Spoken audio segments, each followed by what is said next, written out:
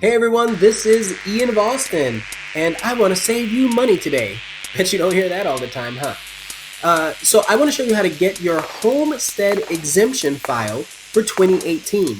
It's a new year, and I know you want to pay less on your taxes, right? Alright, so first let's talk about what a Homestead Exemption is. Basically, in our non-disclosure state of Texas, the state doesn't know what we paid for our house, so they hire an appraiser to go out and get an assessed value. In addition to that assessed value, we get an exemption for it being our primary residence, which is referred to as your homestead. An example, if your home is appraised at assessed at $100,000 and you get a $15,000 exemption, then you will only pay taxes as if it was worth $85,000 instead. So $100,000 minus your exemption of $15,000 leaves you with $85,000 that you're paying taxes on. Woot! Right? It's exciting. You're saving money. So let's go ahead and get started, and I will walk you through. The first step is to find your county appraisal district website. So I've included a few for Central Texas at ianofAustin/homestead. But I've also included it in the description below. Now, the reason why I did this is because I have to go to this site a lot and go to these sites a lot, and this link will take me straight to the property search instead of having to navigate the website and all that. So that's why I've created these links. We're going to do Williamson County today, which is just north of Travis County, the county home of the still keeping it weird Austin, Texas.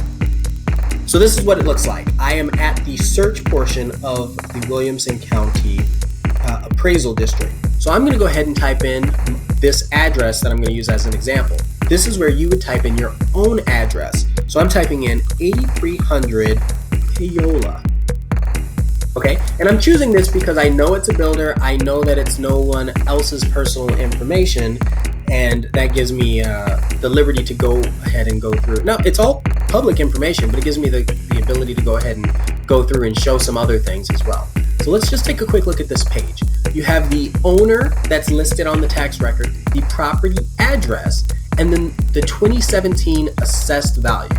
Okay, now this is land, there's no house built on it, but it would work the same as if there was a house. There are a couple of their little points that I want to make. There's a map here.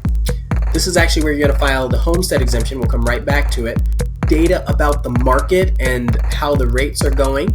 The estimator, your taxes, you can estimate how much they're going to be. Okay, and then there's a few more resources here. So let's look at the general. We want to verify that all of this is correct. So what type of property? Land. What's the value? So if you have a house, the land and the house are actually assessed at different values, and it will break that down for you here. Okay, so we're going to keep going down. You want to check the owner name, any current exemptions. So right now there are no exemptions listed, and then percent ownership. Now, why would you think that's important? Well, the percent ownership in a community state, we want to make sure that if, let's say it's a brother and sister who own a property together, it could be willed to them. There could be 100 reasons why it's not 100% ownership, and that would be listed right here. And then the mailing address, this should be your current address, or the address that you, this should be your current address. There's no other thing. This should be your current address. Next, or if you have a mailing address like a PO box or something that you want to have information sent to. Now, this is your tax breakdown, what you're actually paying for. Why are you paying all these taxes? Why is the tax rate in Round Rock 3.2? Well, some people complain about that. I'm from up north where it's way higher than that. But anyway, it breaks down what the rate is per section. See? So 0.95 for the Mud District or for the Hutto School District. So it gives you that information right here. And if you have an exemption, it shows you how much money you're actually saving on your taxes. Here they haven't filed for any exemptions because it's not actually living space yet. It's just land. They don't live there. It can't be a homestead. So keep going down. And then the value. You have your value listed on this website as well. So it shows that year over year, the property value is going up, which just shows, it goes once again to show how well of an investment, how much of an investment it is to purchase a home or land or anything like that in this area. So, and then the sales history down at the bottom. So we're going to go all the way back up. Remember, the video is actually about your homestead exemption. So we're going to click on File Homestead Exemption.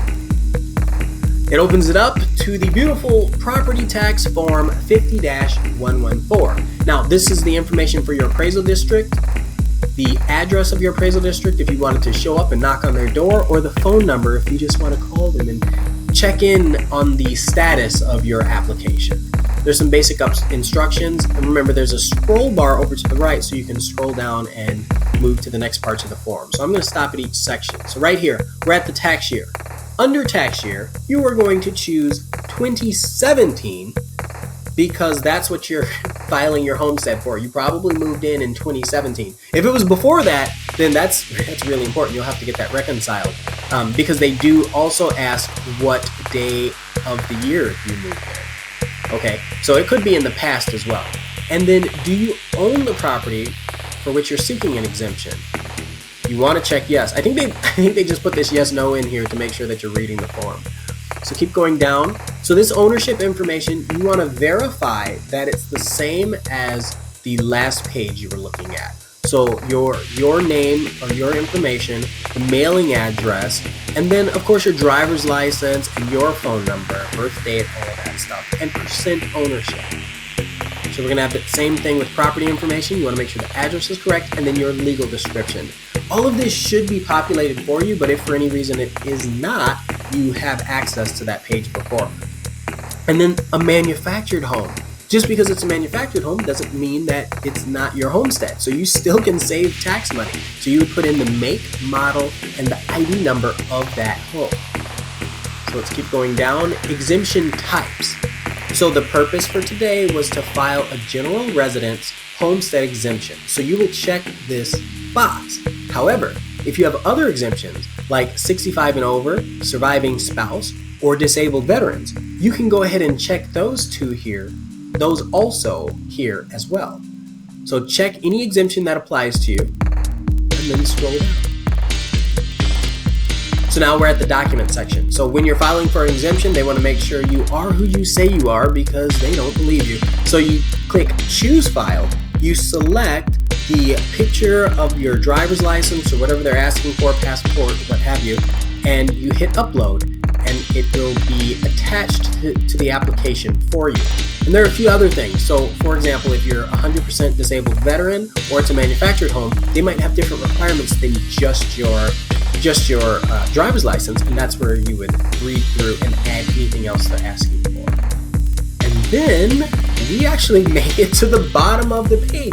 You're just affirming. It's an affirmation that you are certifying everything is true and correct. Remember, this gets sent to the IRS for your taxes, and so you want to make sure that everything looks really good before you hit submit. You want to put in your email address, sign and submit, and it's that simple. You're done. You've already made it through filing for your homestead exemption. So tell me what you think. Now that you've gone through the process of filing, if you enjoyed this video, press that subscribe button and I will continue doing things like this and bringing you more. If you didn't like the video or you want to add some information, let me know in the comments and I'll try to keep an eye on those. I truly hope this helps. Thank you so much for watching and I will see you around.